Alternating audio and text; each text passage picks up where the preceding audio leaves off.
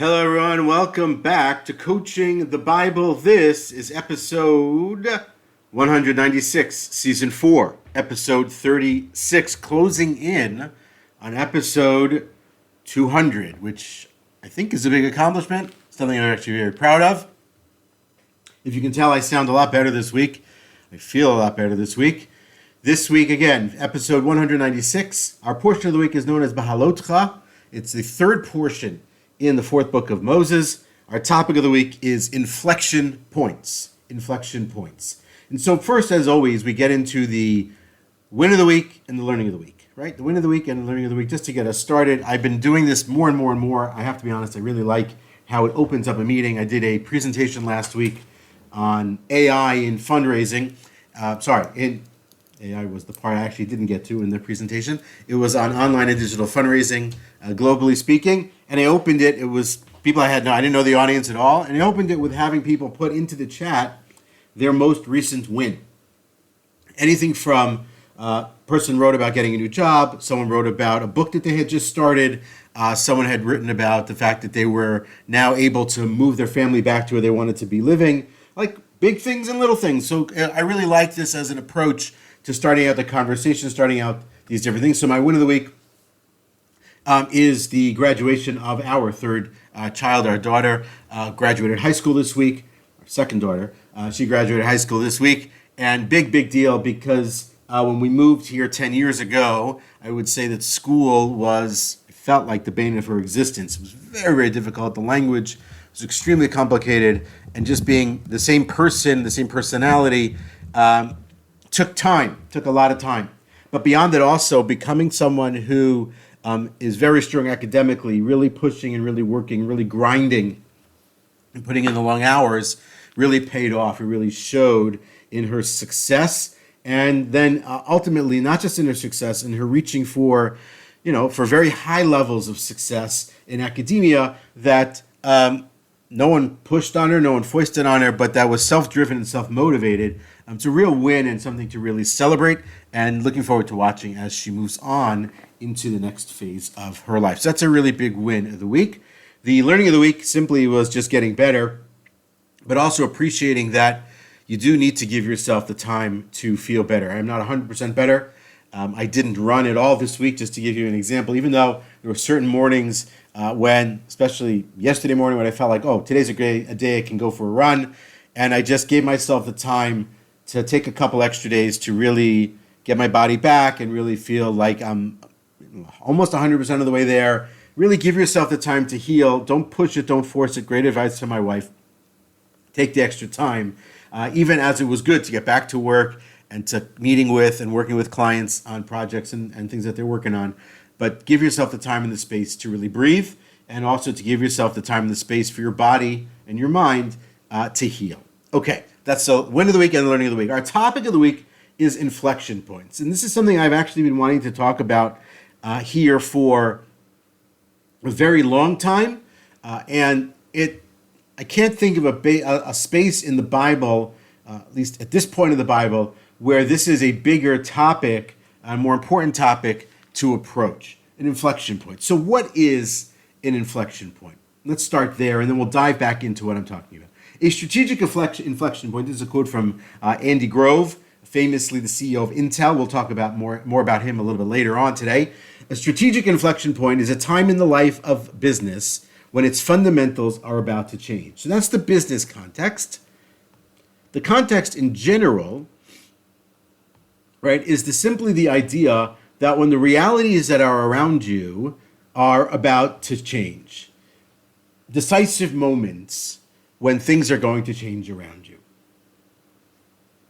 Imagine that in the life of the world, the moment we're sitting in right now is an inflection point in many regards. We want to talk technology, so the revolution that is artificial intelligence as it is at the moment and then where it's going.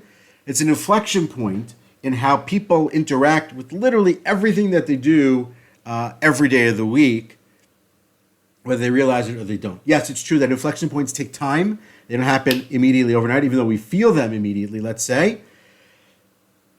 but something really important to appreciate. So that's on the technology side of it, how we interact, what we're going to do, how that's going to affect our work, how it's going to affect our day-to-day, really everything. As a nation living here in Israel, I very much feel like this is an inflection point when we think existentially. So we're in the middle of this war, or as I was listening to a podcast this week, perhaps we're at the end of the beginning of this war, which is just hard to wrap my brain around. But it's very much an inflection point for us as a nation.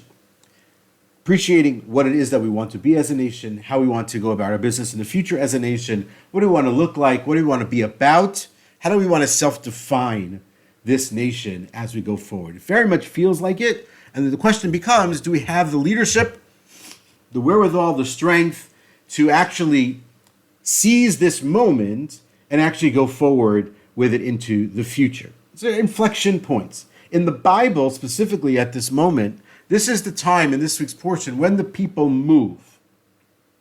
What I mean by that is, after they left Egypt, they stayed at Sinai for an extended period. For more than a year, the people are at the foot of Mount Sinai.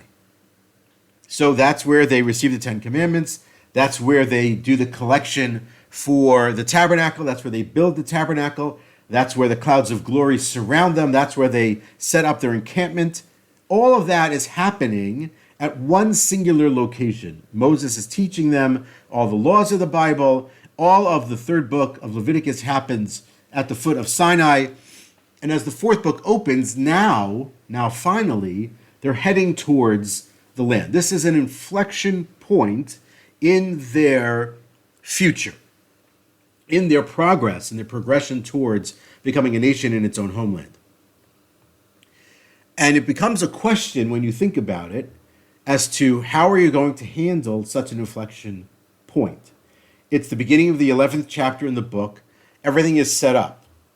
Moses is the leader, Aaron's the priest, the Levites are in their role, the priestly family is in their role, the camp has its layout, everyone knows where they fit, what they're supposed to do, what their role is. You have this judgeship system that's built up the year before. You have leaders of each of the tribes.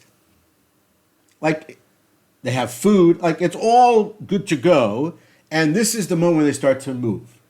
That's an inflection point because the shift from being a static community at a singular location that may be growing spiritually, but now moving into the space where they're actually physically moving towards the land, that is change, that is uncomfortable, that is difficult, that creates vulnerability, that creates anxiety and tension, fear. And how do you handle that? That's super important. And it's important to appreciate at the outset of that as how you recognize that the inflection point is coming. So a great quote from a gentleman by the name of Eric Sinoway, who is an author, an investor, impressive guy. And his quote was as follows: inflection points come in all forms: positive, negative, easy, hard, obvious, and subtle. The way you respond, whether you grab hold of an inflection point and leverage it for all it's worth, or just let it carry you along, is as important as the event itself. Absolutely accurate, 100% on point. And the question becomes is how do you handle such a moment? And so before we even talk about just sort of outside in the world, I want you to think about for yourself at this moment in your life where you live. There are inflection points happening around you. Some of those inflection points are gigantic and some of them are small. So leave out for what I described at the beginning in terms of, let's say, technological advancements or, the existential issues with respect to if you live here in Israel. Think about it in your own world where the inflection points are. Sometimes you notice them and sometimes they're easy. Okay, so I need to, our rent is going up, let's say, or our the cost of living is going up. It's an inflection point is figuring out how I'm going to increase the revenue that I bring in to make sure that I can cover what I need to cover.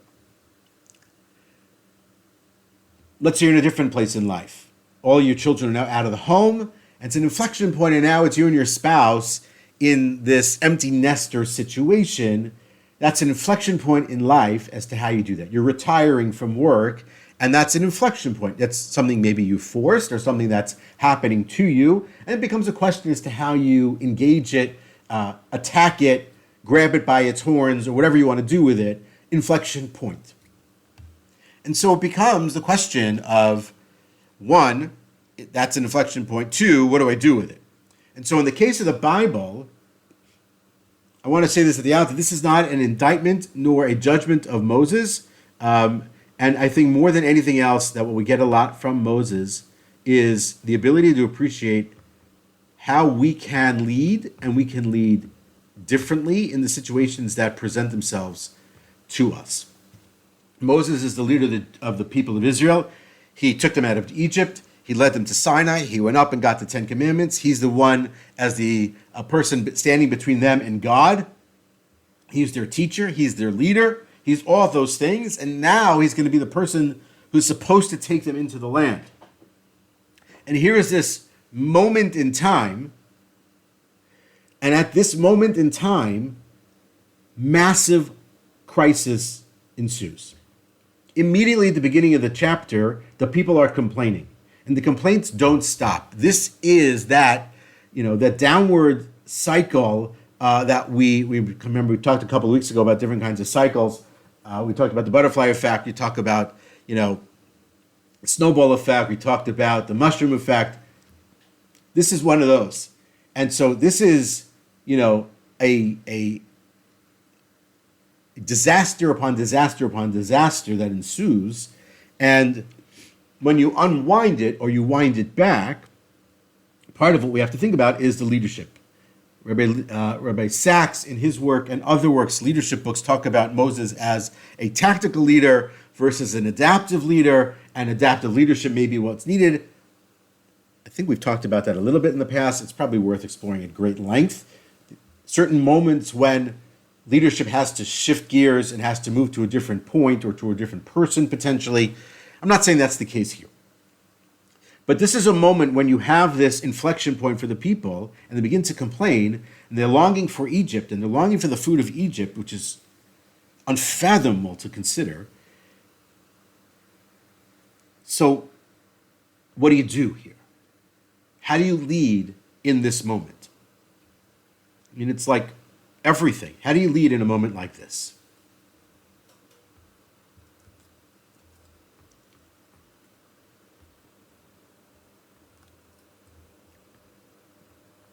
And so you have to ask that question. What do you have to think about? What do you have to consider? How do you have to prepare that moment, get yourself ready as a leader and the people for such a moment? Can you just let it be? Can you just sort of let it go and let it go on and happen as it was and just hope for the best?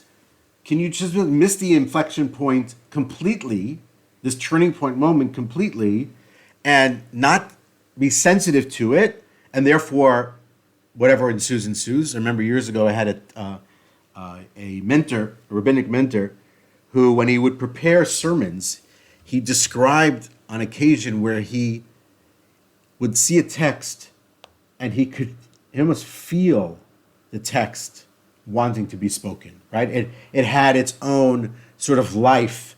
It had a sort of a warmth, an energy, a power to it that was so palpable that he noticed it, and then he sort of had to go with it. So he was sort of in the moment and aware of it. And so what do you do in this moment? Let's think about this. So people start to complain. Moses doesn't know what to do. He turns to God and he complains to God. And then God intercedes here through the bringing of the 70 elders, the bringing of the meat, all those different moves to, take care of the tide, get people to calm down, and move them into a space where they're able to move forward. Moses, not exactly. And so we have to think about, how do we do this? The first thing to think about here is the people's emotional state. They hadn't moved in a year and a half. They had been stable. Life was good. They had everything they needed, or so it seemed. But the last time that they had anxiety, stress, tension was at the beginning of the Sinai moment, when Moses was quote unquote late, and they led to them immediately, with the golden calf. So they don't handle these moments well. The moment before that is they're standing at the sea and they're, bugging out as to what they're going to do, and they want to turn around and go back to Egypt, right? That's a constant refrain that they use is to go back to Egypt. So there's the emotional state of this moment, and then there's Moses' reaction, and then maybe there's how do you do it differently? How do you handle such a moment differently? And to use a biblical sort of contrast to some degree, I want you to think about the moment when Joshua takes over the leadership situation. And in the beginning of the book of Joshua, chapter 3, approximately, thereabouts at the beginning, when Joshua's about to take the people into the land of Israel, he's about to cross the Jordan, how he handles that moment, because that's a massive inflection point. How does he handle that moment, and how does he handle it differently than Moses? He does a lot of things differently than Moses in that moment. He has his elders go out into the community to talk to the people. He lets them know what they're about to do, where they're about to go. He's strategic. He's empowering. He delegates. Like, I would say to some degree that Joshua has learned from Moses, in most cases, what to do, how to lead. It sort of has, if you want to think of it as Moses on his shoulder, whispering in his ear. He does have God in that space also. But at the same time, learning from the moments in how to handle that moment differently. Yes, the nation is different 38 years later. Yes, the people are not the same people 38 years later. But at the same time, he's not leaving it up to reaction. It is proactive in nature. Super important point. And so that is really key here into these inflection points in life. In these moments, they're coming to see, you see them. Again, sometimes they happen to you, and sometimes you happen to them, and sometimes you have to react, and sometimes you have to be proactive in those moments. By the way, people say reactive, and people say react. They never say proact. I don't know. Anyway, okay, English point. So how do you do that? So number one here is developing a massive amount of situational awareness. You really have to become uber aware, 360-degree eyes on everything that's sort of going on around you, which is really hard to do. So that's a work environment. So you're going to do something, what I'll call internal monitoring, where you're going to regularly assess or pressure test the employees and their feedback and where they're at those moments. Super important. So there's an idea that I saw that's called an ENPS. So in business, it's something called the Net Promoter Score, which is sort of how you gauge how well you're doing vis-a-vis your clients. Long story. But the ENPS, an Employee Net Promoter Score, is how you're gauging your employee sentiment. I think it's a really interesting idea to just understand and appreciate where people are. It could very well be that at such an inflection point, let's say a downturn in the economy, you might say, okay, based on what I'm feeling from everybody around us, let's pull back a little bit, let's contract a little bit at certain moments. On the flip, you might look at it and say, you know what, this is, yes, a downturn in the economy, but I sense a lot of strength and a lot of power, a lot of energy and excitement on the team. Boom, we're going to go forward, we're going to inflect forward, and we're going to be proactive in the market in sort of almost what you would call an inquiring mode. That's one. So internal monitoring. Number two is an external monitoring, similar idea, using something like what we've talked about before, SWOT analysis. SWOT is SWOT, strengths, weaknesses, opportunities, and threats, to really evaluate the external environment, the things that are happening around you. So you're looking inside, you're looking outside. Beyond that, then you're also doing listening and engaging. You're having these conversations with mentors, with people in the marketplace, colleagues, with people on your team. If you have investors, those people too. Maybe even talking to your clients. You're going to do what Google calls the Pulse survey to sort of get quick, actionable feedback from the people around you so you can appreciate what they're doing. Then, of course, obviously, you're always going to look at data. You want to see how's the data. Data is king, data is queen, data is everything. And so to use some sort of a platform with your goals and your metrics built in so you can appreciate sort of the business insights and the business intelligence, for lack of a better term, to appreciate what's going on around you to get to the success that you're looking for and to be able to get through proactively, effectively, successfully through that inflection point. The fourth thing you're going to do here is what you'll call scenario planning. Is like we talked before in other weeks about sort of secondary and tertiary thinking, but also you want to roll it out, play it out. How does it follow through step by step by step? So you do a scenario plan, you do a risk assessment based on those scenarios, and you want to go deep. So you might role play with the team on those kinds of things. You want to look at, some of the risks that are involved. You want to do some sort of a risk matrix, which allows you to sort of appreciate the probability of the risk, the impact of that risk, and how you might then think about that as it relates to the work that you're doing. This kind of work really comes into play. And so when you think about Moses, again, Moses did what Moses did. And the learning from it is it wasn't great. Yes, ultimately Moses gets them to the end. He gets them to the edge of the land. He doesn't go in, a whole other story. But in this space, you want to think about how this works. You want to think about the opportunities and how we can learn from the leaders of the past and learn forward and maybe implement differently for a different outcome or for a different success. Think about it potentially if Moses does the following thing. Again, we don't know this, but if you put a pin into the Bible at the point before chapter 11 begins there, and Moses does a risk assessment, and he's done pulse surveys of the people, and he has listened, empathetically and really engaged actively in the community, let's say, again, he might have gotten the sense that the people are scared, that they're nervous, that they're worried, that they're stressed. And then maybe he goes about something differently here.